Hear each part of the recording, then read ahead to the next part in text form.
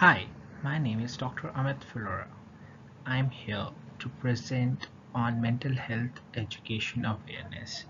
I'm associated with Aleya Khan Foundation, and I and Aleya together have uh, came in to create a program that will create awareness on mental health education. Before going further, I would like to introduce to you myself. I am Dr. Amit. I am from India and I have done my master's in psychology as well as I am doctoral in recruitment and selection. I have been using emotional intelligence as an effective tool in hiring people from for different organizations like Monster, Google, etc. I use behavioral sciences as and negotiation tools for finding out the appropriate candidates for the respective companies. I have experience in counseling patients from HIV, cancer, also people who are suffering from relationship problems or breakups, etc., family issues. Uh, I've done my diploma in HIV counseling recently from IGNOU, and I have written many research papers in the field of psychology, management, and economics, as well as in engineering as well. I came in touch with Alia last year, and we had worked on a couple of papers like stress management, post stress traumatic effects. Yeah, then we have done research on econometrics as well as last on recently in the month of February we conducted a mental health education program on a specific topic called as anxiety management, which was a great success.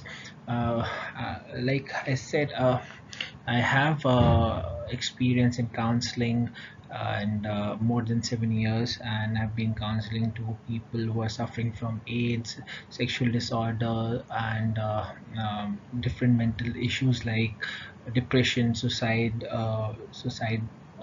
people who are having suicidal thoughts, as well as I have worked on child abuse cases as well as domestic violence cases.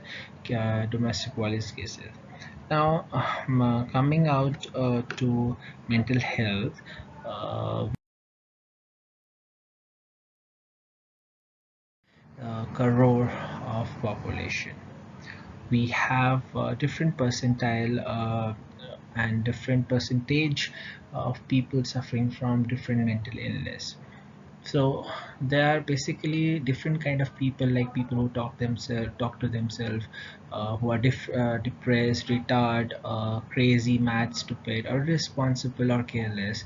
People who daydream, and the people who have problems in connecting with others, can easily distracted or have a feeling of sadness or grief. Uh, Obsessive compulsion disorders like cleanliness and all. People suffering from Alzheimer, people suffering from dementia, and people who are born with defective brain.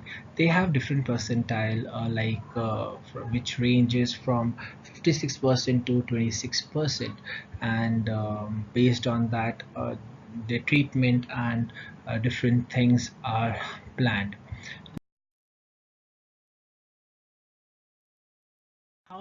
What do you exactly mean by mental health? Mental health is a combination of emotional, psychological, and social well-being of a person, which can affect how they think and how their thought process affects their feeling and ability to act. It also helps in determining how we handle stress, relate to others, and make choices in life. Mental health is important every stage. It starts from childhood and leads to adolescence and reaches to adulthood. So it's very important for us to keenly observe our near ones and see if they are if they are mentally sound and healthy, so that we can, if there's any problem Symptoms. How do you identify a person suffering from mental illness? Firstly, he will feel very low and sad. He will have a confused thought. He will be a poor decision maker. He will have his own extreme fears and feeling of guilt. There will be high mood swings observed in that in him. He will try to be away from society, friends, and activities. He has low, and he will be having low allergy, gets tired easily, problem in sleeping, probably insomnia, etc. These people are delused, they have paranoia and hallucination like problems. Apart from that, so shows the symptoms of inability to do or perform their daily tasks. They get stressed out easily.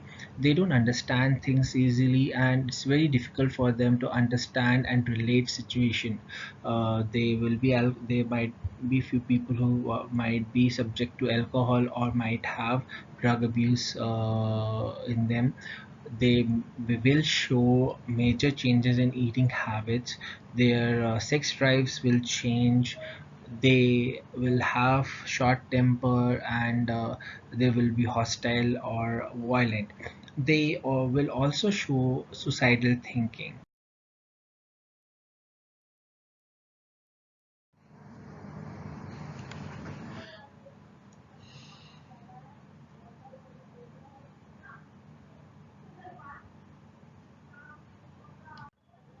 Now, as you can see, there are different images present in front of you. A person is having a sad feeling, person is confused, is scared, mood swings, loneliness, worthness, feeling of uh, you know uh, deprived, anger. So these few pictures shows that how different kind of emotions and traumas mentally ill person goes through.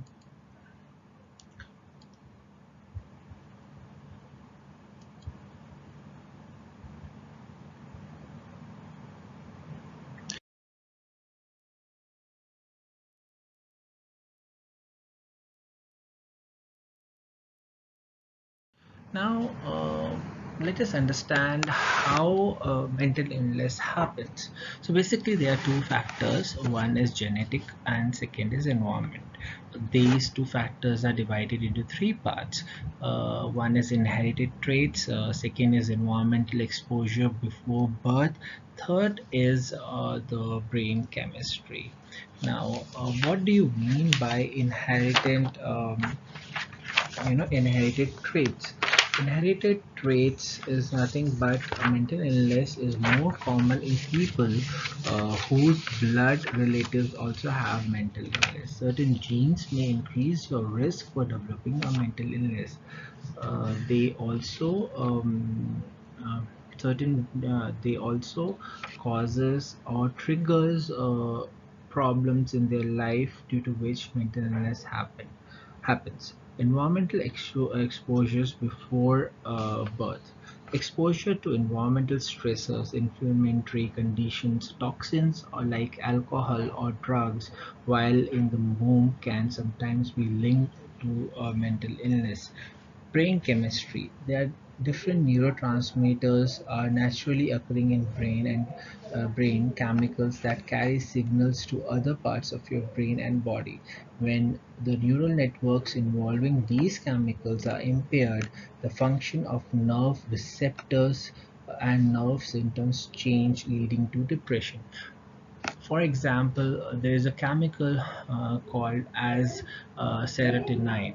The chemical is also called as 5-HT. This chemical is responsible for giving happiness or having the happiness feeling in a person. There's another neurotransmitter in brain called as dopamine, which transfers information from one neuron to other neuron, is also responsible for a feeling called happiness. If there's a deficiency of these chemical and neurotransmitter, then there are chances that the person may suffer from a disease called depression, because he will have a feeling of sadness. This happiness will be taken off from him. So it's important that brain chemistry should be stable.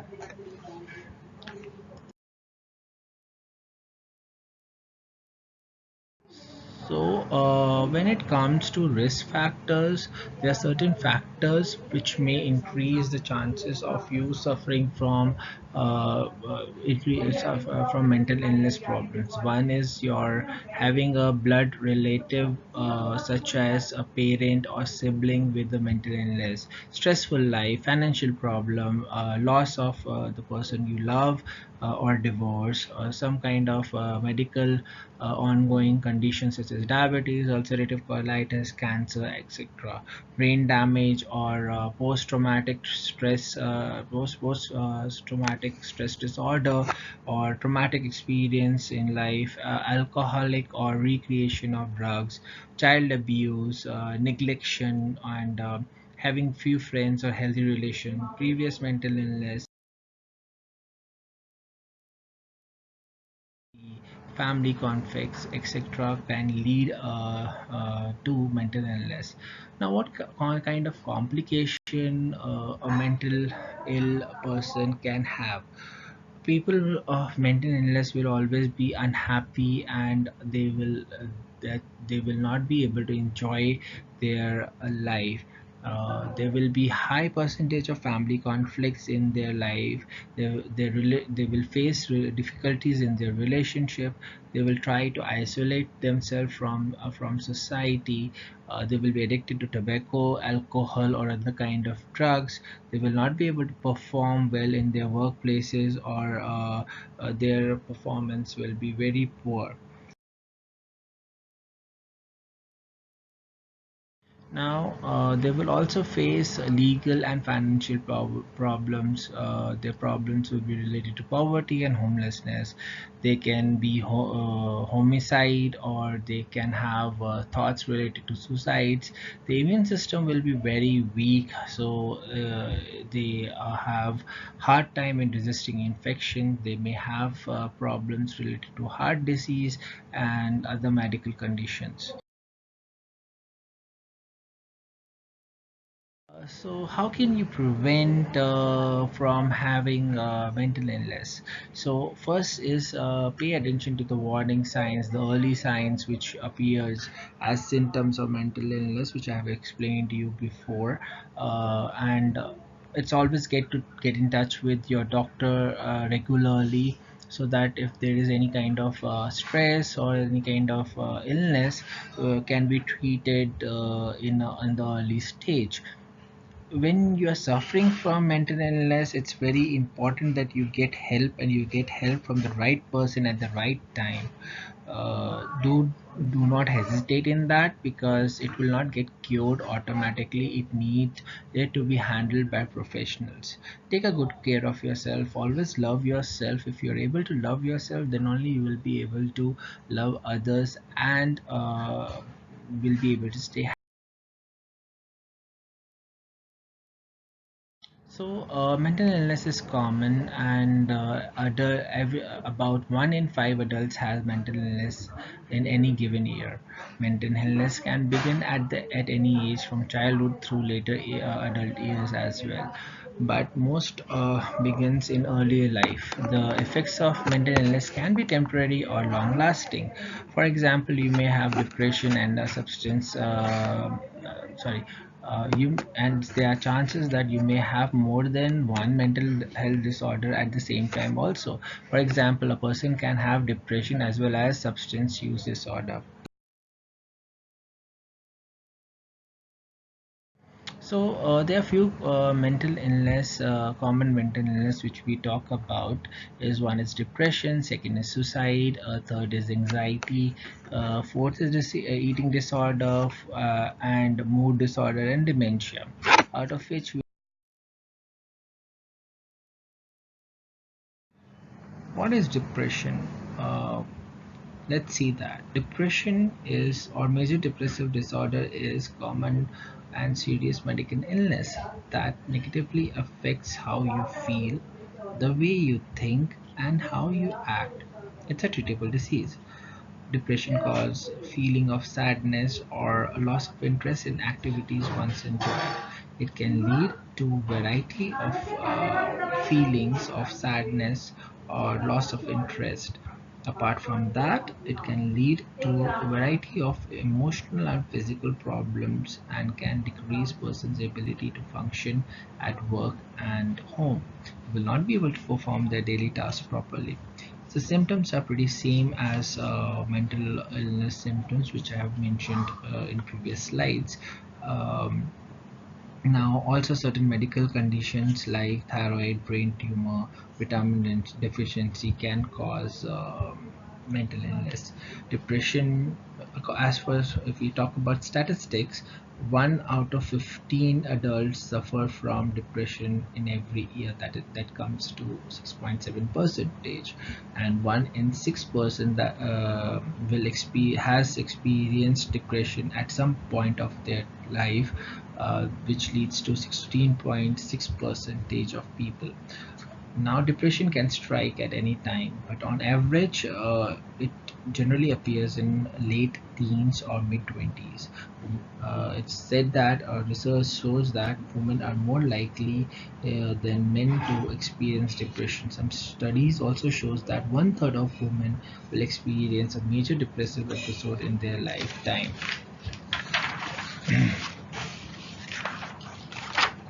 So, how depression is different from sadness or grief? There's a common people have a myth stating that sadness and depression is same.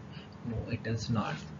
So a feeling of death, a feeling of losing a close one, loss of job or a breakup experience, it's a traumatic experience for a person, but they are normal feelings of sadness or grief.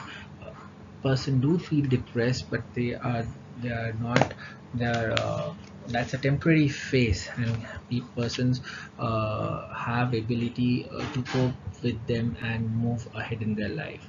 But being sad is not the same as having depression. The grieving process is natural and unique to each individual, and shares some of the same features of depression, but still I will say that both are different.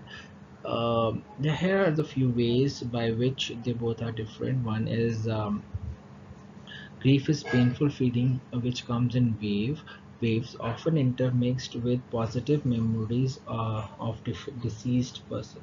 Whereas in depression, major depression, mood swings will be there, and the interests are decreased for more than 2 weeks.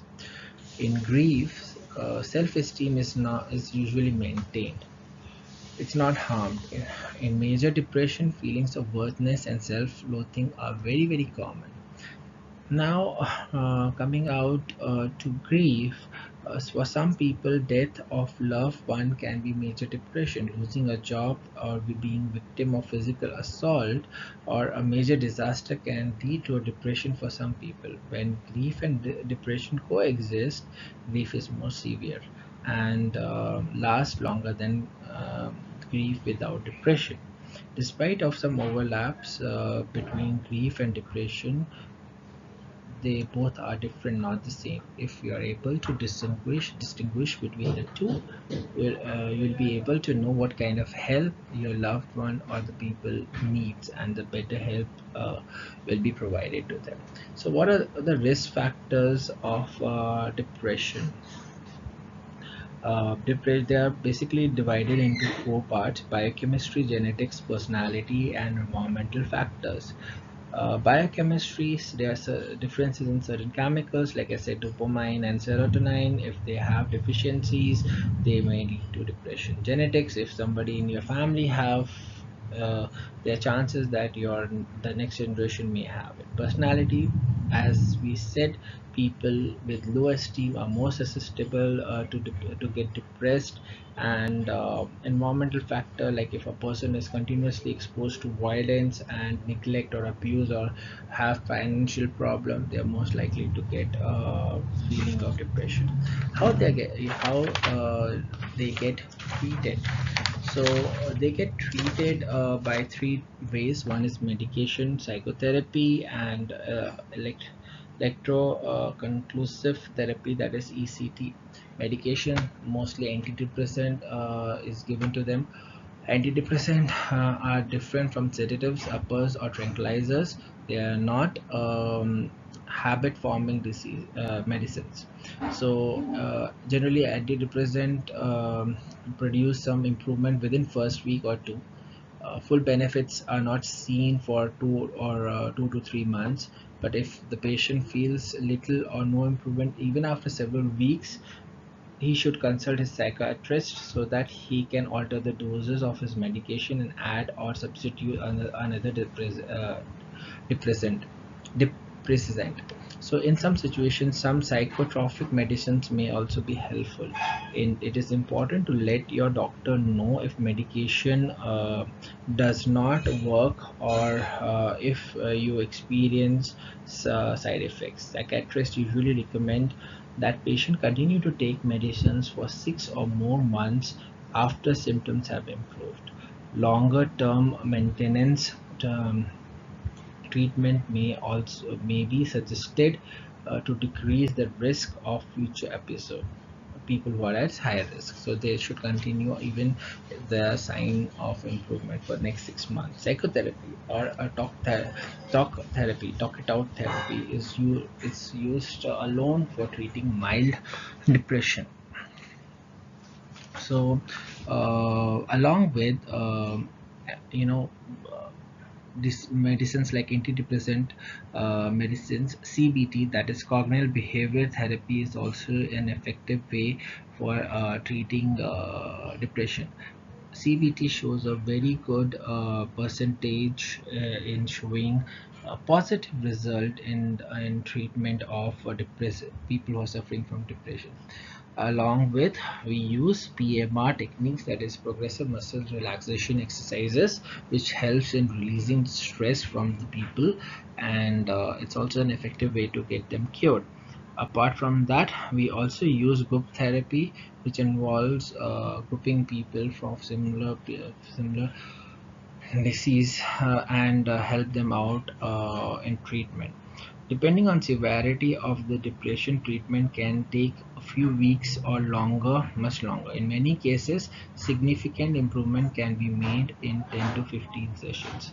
ECT is a medical treatment most commonly used for the patient with severe major depression or bipolar disorder who have not responded to any other treatment. That's the last resort which the doctors use. It involves brief electrical stimulation of the brain while the patient is under anesthesia. A patient typically receives ECT 2 or 3 times a week for a total of 6 to 12 treatments. ECT has been used since 1940s, and many years of research have led major improvements in this treatment. It is usually managed by a team of trained medical professionals, including psychiatrists and anesthesiologists, and a nurse and a physician assistant, which helps in treating the person. Now, there are people who use self-help and coping. The number of things people can do to help reduce the symptom of depression. For many people, regular exercises help in creative positive feeling and improve mood. Getting enough quality sleep on a regular basis, eating healthy, avoiding alcohol can also help in reducing the symptoms of it. So just live a normal life, your depression will be gone. Depression is also a real illness and can help, and help is available. With proper diagnosis and treatment, there are chances that you can get treated early and have no problems in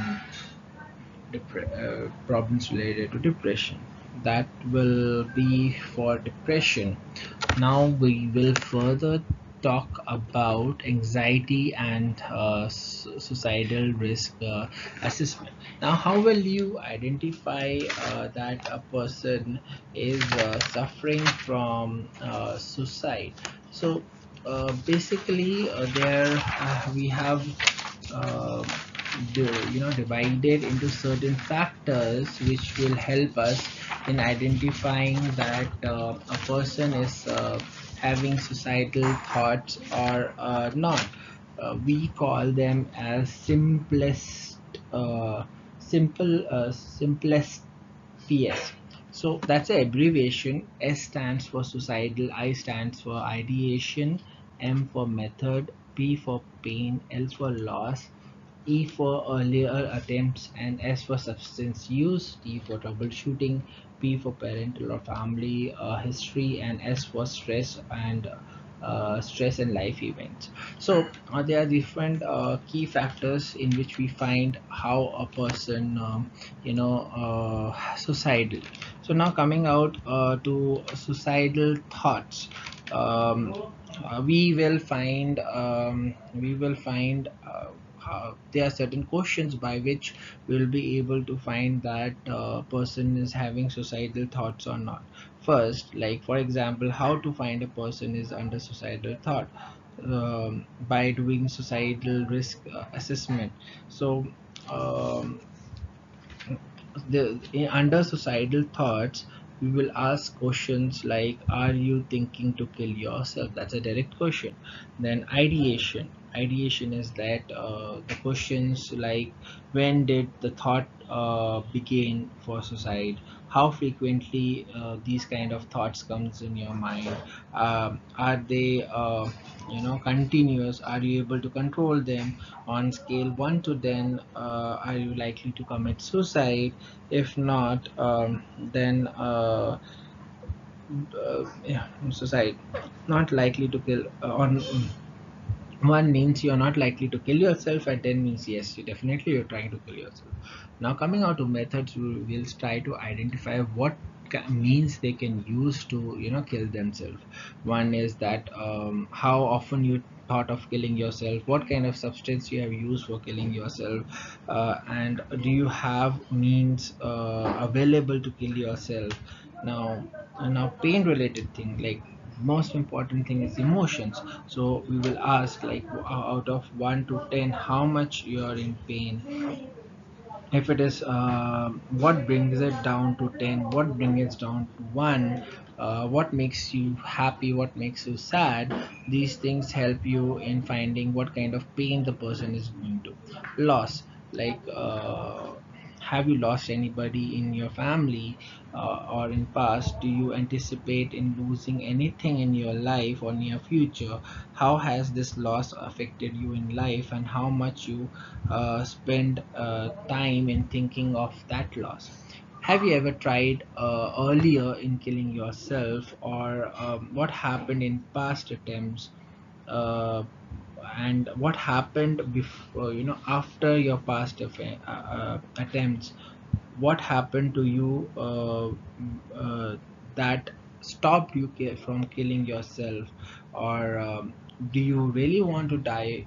These kind of things will help you understanding the severity.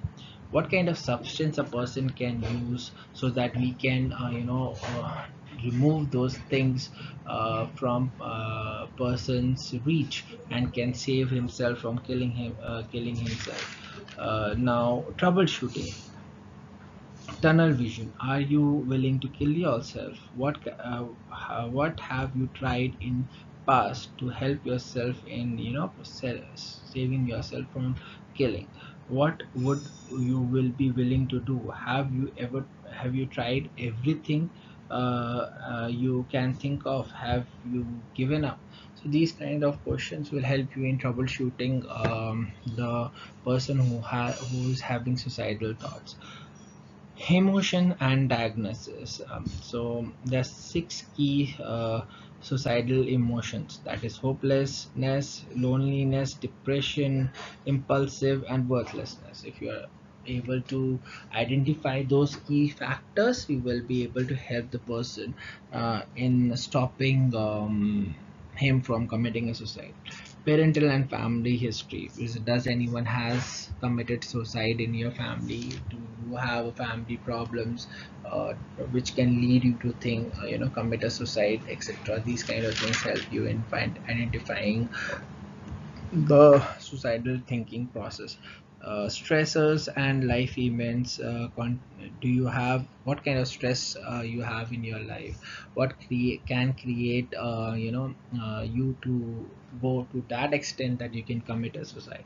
So these kind of things will help a person in identifying that you have a suicidal process, thoughts in your life, and can commit and had higher risk of committing suicide. So these are the two things. Now further we will discuss on anxiety management. We'll be talking about anxiety management. What exactly anxiety management is? When does anxiety becomes a disorder? Anxiety becomes a disorder when we have distorted thinking, stress, we have physical symptoms, and avoidance increases, and a creative significant problems arises, and we are not able to perform our regular daily routine because of these things. Now, how what is anxiety disorder? How many types of anxiety disorders there are? There are different kinds, mostly six, which we know more. Panic attacks, agoraphobia, social phobia, specific phobia, generalized anxiety disorder, OCDs. So these are kind of anxiety disorders which we suffer. There are treatments like talk therapy is there. There SSR medication, that is antidepressants given in this scenario. Combination of both SSR and the CBT therapy, cognitive behavioral therapy, have proven to be the best results in these disorders. Apart from that, PMR, that's progressive muscle relaxation therapy, also helps a lot in helping people from getting cure from anxiety. So this is what about mental health education I would like to conclude and end my presentation on this. I hope you get a benefit of this presentation. Thank you and have a wonderful day ahead.